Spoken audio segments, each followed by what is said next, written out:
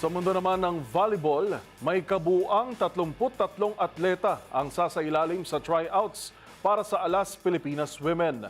Ilan sa mga pinakamalalaking tournament na inaasahang lalahukan ng nationals ay ang AVC Challenge Cup, CV League at Southeast Asian Games. Ang mga detalye sa report na ito. Aabot sa 33 na atleta ang mga imbitado para sa isang serye ng tryouts upang matukoy ang komposisyon ng Alas Pilipinas Women na sasabak sa tatlong malaking kompetisyon ngayong taon.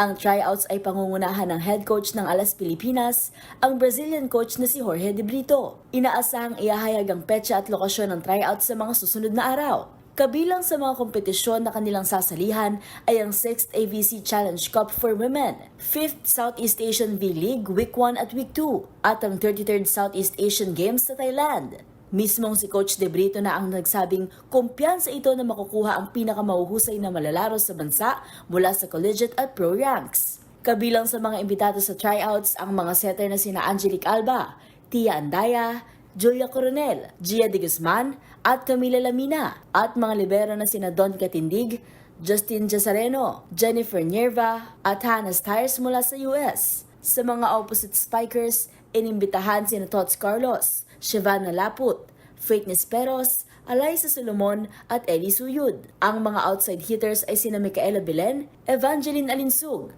Angel Carino, Vanessa Gandler, Ea Laure, Alea Malalulan, Ara Panique, Godin Troncoso, Brooke Van Sickle, Shaina Nitura, at Savannah Davidson. Sa mga middle blockers, pasok sa listahan sina Thea Gagate, Clarice Loresco, Madeline Madayag, Del Palomata, Janet Panaga, Jana Phillips, Amy Provido, at Fifi Sharma. Para sa MBC TV Network News, ito si Mili Borja ng DZRH TV, una sa Pilipinas, una sa Pilipino.